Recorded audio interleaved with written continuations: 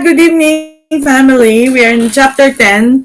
You anoint my head with oil. You anoint my head with oil. My cup runs over. So we are still in chapter 10. So it's going to be part 5, but we're going to discuss again yung second portion of the verse, which is my cup runs over. Let us pray. Father God, we thank you that you have gathered us again, this family, Lord. We are hungry for your word because we know, Lord, that as your word goes forth, Lord, we receive healing, we receive provision, we receive answers to our question. We thank you, Lord, that you love each and every one of this family, and not one member of this family is going to be lost, but each member of this family is going to display your glory. In Jesus' name, amen.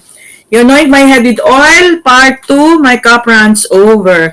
There's a precious verse that is I'm going to be dropped again into our hearts tonight. Very, very important verse which we have been discussing all throughout, but I would just like to emphasize, you are not just somebody, you are not, you are supernatural actually. Why? Because Christ is in you, the hope of glory. In Colossians 1:27 in the Mirror Translation, within us.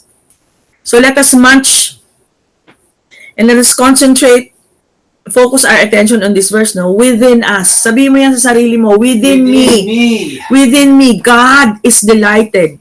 God, your God, Father God, is delighted to exhibit the priceless treasure of this glorious unveiling of Christ's indwelling, in order that every person on the planet, whoever they are, may now come to the greatest discovery of all time and recognize Christ in them as in a mirror. He is the desire of the nations and completes their every expectation. God is delighted to exhibit the priceless treasure of His glorious indwelling in you. Christ in you, the hope of glory. So whenever there is a turbulence, who is the turbulence colliding into? Christ, not you. Christ in you, the hope of glory. He is fighting against the finished work. Diba? Sabi natin ganyan before. So be confident when you go out of your house, when you go out into the office. Be conscious that Christ in you. Christ is in you, within you, the hope of glory. And God is delighted to exhibit His glory in you. Ang ganda, no? So, you know, this picture I like very much. You know who is this to? Who is this to? Mary and Martha. Yes, Mary and Martha.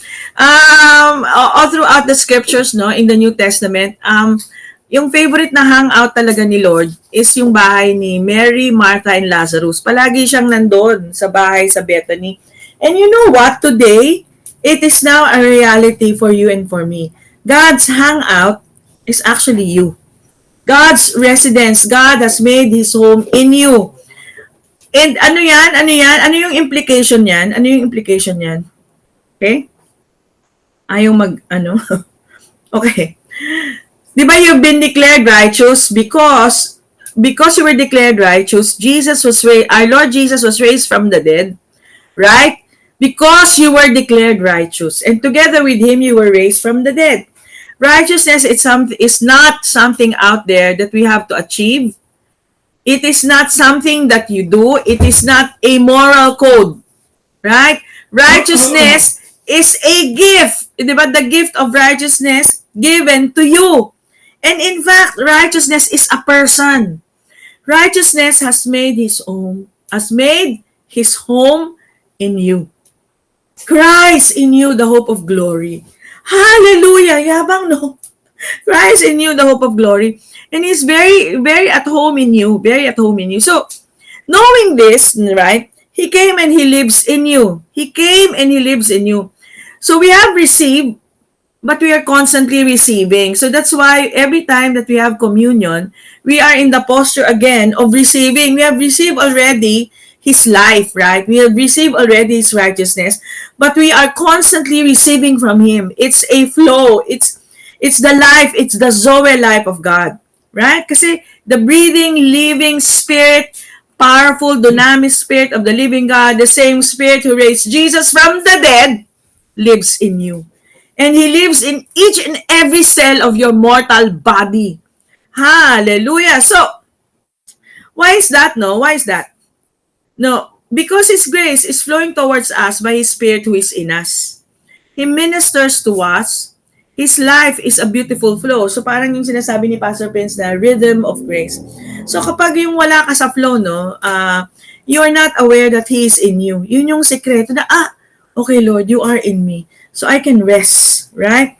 So, marami tayong mga dinadaanan, no? Marami tayong mga anik-anik, no? Hindi naman araw-araw, but just remember that you are, sabi ganun sa 1 John 4:4, you are of God. You, Sam. You, Ezra. You are of God, Gabi. And have overcome them. Sino yan? Yung world. Because greater is He that is in you than he that is in the world. In 1 John 4:4. Ito importante. Importante, Gab. Listen to this. If He who is in you is greater than he who is in the world, is He not going to have an effect in your life?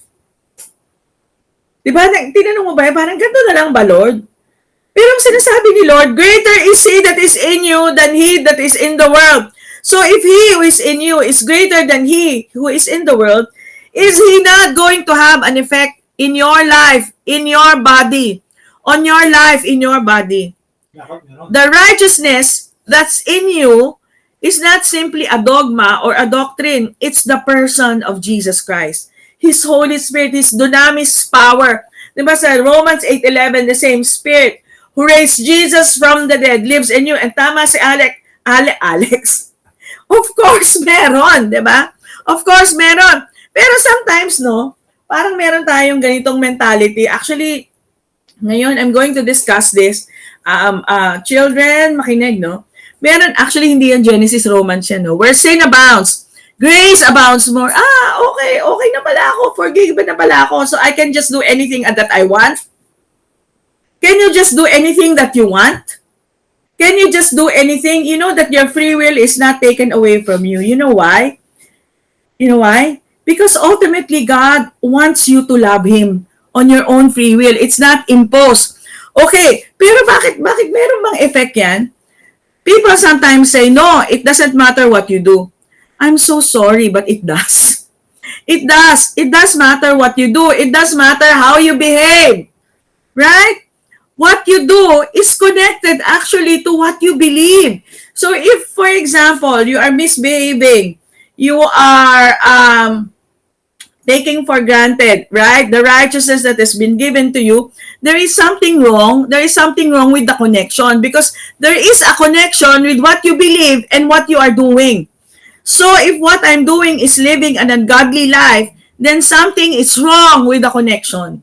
Something is wrong with the connection because in Titus 2 verse 12, the grace of God teaches us to say no to ungodliness and worldly passions and to live self-controlled, upright, and godly lives in this present age. So it's going to affect how you flow out, how you decide. Because if you believe in your heart that Christ is in you, the hope of glory, then there's just going to be an effect. Right? Godliness, okay, i-define natin.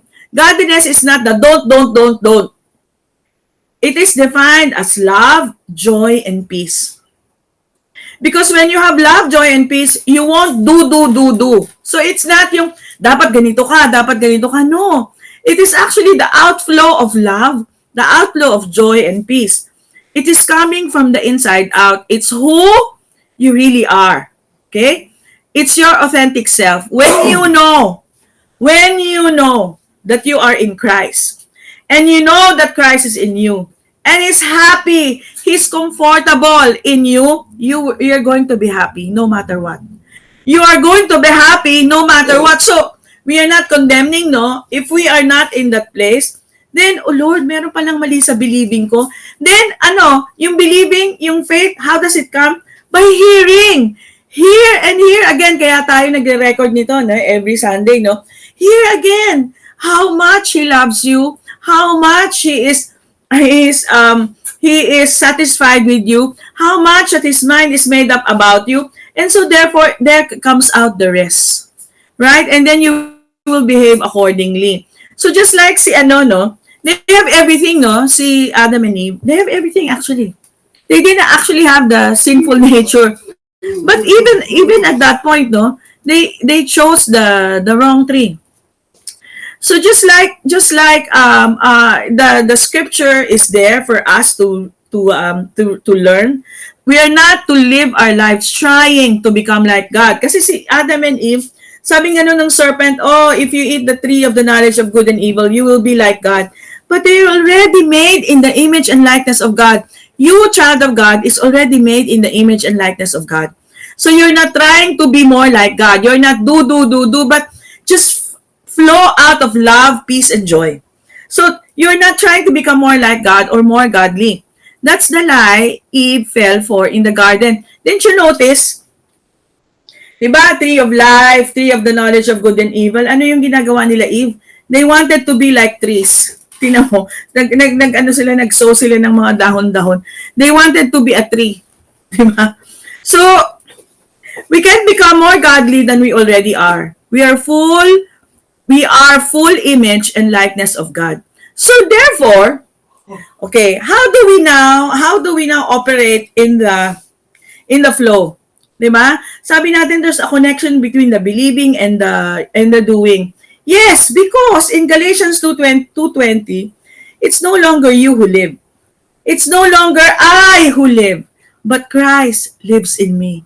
Okay, you have to be aware, 'di ba? Sabi ni Lord kay Abraham, live in constant awareness that I am with you. Yung pala yung susi, 'di ba? That's the secret. Lord, you are in me. It is no longer I who live, but Christ lives in me in Galatians 2:20. In the Passion Translation, it's so beautiful.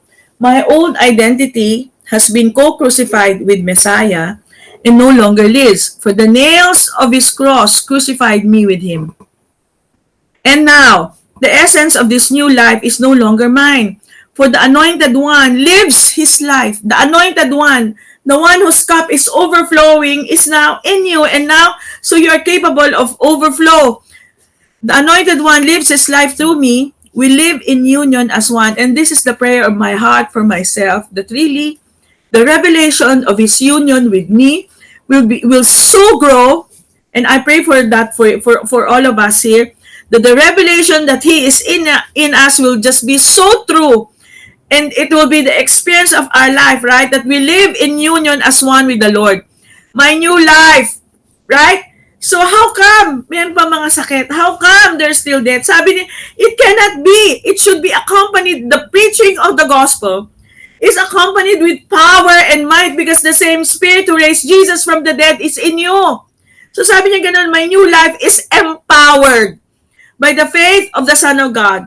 Is empowered by the faith of the Son of God, who loves me so much that he gave himself for me and dispenses, it overflows his life into mine. Galatians 2:20, the Passion Translation. I pray that you will meditate on this verse. I will post it in the chat room, no, in the chat group, so that you will eat it, you will munch on it, run with it. It is no longer I who live, but Christ lives in me. Repeat that over and over and over again this week. So because all along, the Lord desires you and him to be in a relationship. Christianity is relationship. It is not about a set of rules for you to follow. No, it is a relationship. Knowing that he loves you, now you can give out love. Knowing that he's at peace with you, now you can be peaceful. Knowing that he's very patient with you, you can now flow with that patience. Now, this is eternal life, Zoe life. Eternal life is not a location. It is not you relocating from earth to heaven. No, eternal life, Zoe life is, sabi sa John 17:3, that they may know you. So, ang kanta talaga natin, no, Lord, I want to know you more. Deep within my soul, I want to know you. Lord, I want to know you more. Jesus Christ, whom you have sent in the mirror, the life of the ages invites them to engage in the inexhaustible adventure of knowing you. You want an adventure? You want an adventure? Then the Lord is inviting you to engage in knowing Him, in the inexhaustible adventure of knowing Jesus, the only true God, and Jesus as the Christ whom you have commissioned. In John 17 verse 3. Actually, there's a story in John 14:8 to 10. Medyo nagtampo ng konti si Lord dito. Sabi ganun ni Philip, Master, show us the Father. Then we will be content. Parang ano na tayo, no, minsan, Lord, show me. Diba? But sabi ni Lord Jesus, you've been with me all this time, Philip, and you still don't understand. To see me is to see the Father. So how can you ask, where is the Father? Don't you believe that I am in the Father and the Father is in me? The words that I speak to you are not mere words. Are not mere words. It has an effect. I just don't make them up on my own. The Father who resides in me crafts each word into a divine act. And that word is in you. Who is the word? Diba? It is the Lord Jesus. He is the Logos. Hallelujah. So, Christ in you, the hope of glory, has an effect. In Luke 5:17, it says that the power of God was present to heal. And where is Christ? Where is Christ? In you, right? So wherever you go, is Christ. The mere Bible says the atmosphere was charged with the presence of the Lord to heal. The very atmosphere was charged. There is an electricity with the healing power of God wherever Jesus went. So wherever you go, there is an opportunity for you to showcase the glory of God. Can you see it? Everywhere He went. So everywhere you go, the healing power is going to be released because Christ is in you. Right? He lives in us. So, that means, ito yung implication yan, that means your entire body is charged with the presence of the Lord to heal. Your entire body. That's why kanina, no, Sam, when you prayed for me, no, I'm now okay.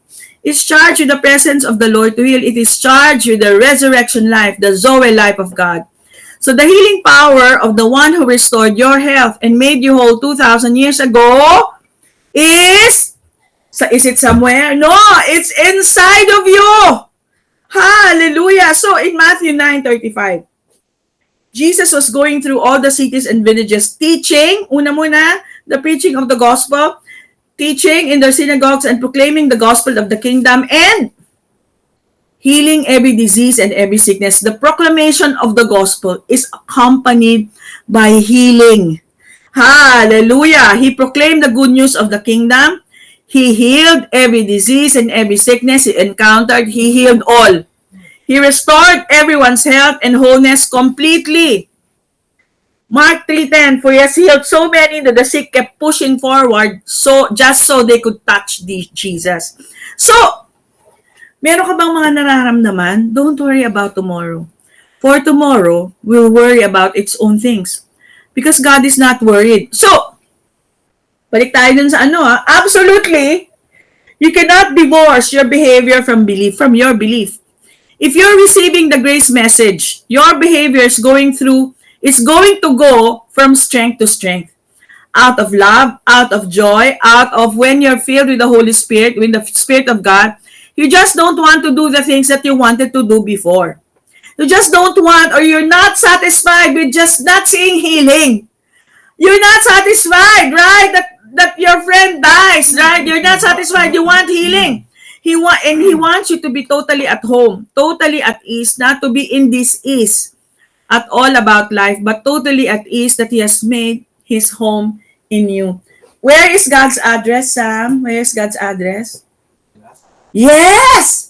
Exactly! So, may mga iniisip ka ba? My darling, sabi ni Daddy God sa'yo, quit overthinking. I've got you. Ay, nawala. Quit overthinking. Okay, maganda yan. Wait lang. Nawala. Ba't nawala? Nawala ba sa inyo? Nawala ba? Yan na. It's on mom's side. Ayan. Yan na? Bakit ayaw? Ba't hindi nakikita dyan sa inyo? Oo. O, dito na lang. Meron na. Oo nga, dito sa amin wala eh. Oh, Okay. Meron sa kanila? Oo eh. Dito na lang oh. Disconnect. Dito. Hindi ikaw, disconnect ka. Sorry. Gusto nila makita. Ako mag-disconnect. Oo, ikaw mag-disconnect. Mukhang ano meron? Oo nga eh. Sige, ako na lang mag-disconnect. Gusto nila makita. Wait lang. Disconnect ako. Dali lang. Ang init. Ganda pa naman. Wait lang. Rise in you. Okay, wait. Connect. Connect. Connect. Yun na? Yun na? Ay, teka na. So, meron ka ba mga iniisip-isip? Diba? My darling, sabi ni Abba, quit overthinking. I've got you because He is in you. Aim high in the Most High. Ganda, no? Aim high in the Most High. Yan. So, we are the sons and daughters of God. Our lives are a reflection of our Daddy God's life. You're a Daddy God's girl, Daddy God's boy, just like Him, made in His image and likeness, the exact representation of His glory, just like Jesus. Because as He is, so am I in this world. As He is, sickness is no thing. Disease is no thing. Poverty is no thing. Fear, lack, depression, addiction is no thing. His nature is our nature. We are love because He is love. We are goodness because He is goodness. Love and goodness are not adjectives that describe Him. It is who He is. And it is who you are. Hallelujah! Hallelujah! So likewise, they are not adjectives that describe our actions. It is who we are. Love and goodness in us, as us, flowing through us. We are the bone of His bone and the flesh of His flesh. Ephesians 5:30 says, for we are members of His body, of His flesh, and of His bones, alive in Him, and dead to sin. Sin, sickness, disease, poverty, fear, lack are not part of our lives and cannot coexist with us. Because we are filled to the full with the fullness of the Godhead, one with them, that fullness doesn't leave room for anything else. You have to declare, and you declare, I am complete in Him. You are complete in Him, we lack nothing. So just like the woman, you know this woman, yung woman with the issue of blood, in Luke 8:46, Jesus says, I felt power go out from me. So parang electricity, di ba? He wasn't being poetic. He was describing a conscious, energetic transmission. A woman was healed just by touching the edge of his garment. That's not a myth. It's actually a quantum intentional healing. Here's the revelation for you and for me. Jesus did not just heal. He demonstrated to you and to me how to do it. How to do it. The centurion servant healed remotely. The bleeding woman healed by proximity. He was showing us energy transcends time and space. Hallelujah. So, sabi niya ganun, my daughter, your faith has made you well. Go forward in peace. When He said, you will do even greater things, He really meant it. Jesus declared, you will do even greater things, He meant it. You, child of God, Mariette, Jem, you are wired to heal. You have and have always had the gift. It's been waiting inside you this whole time. Go explore it, activate it, love multitudes with it, because the world needs your healing hands.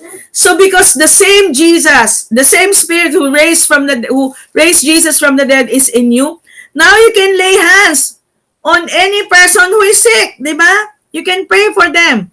Because in Galatians 2:20, it says, it's no longer you who live, but Christ lives in you.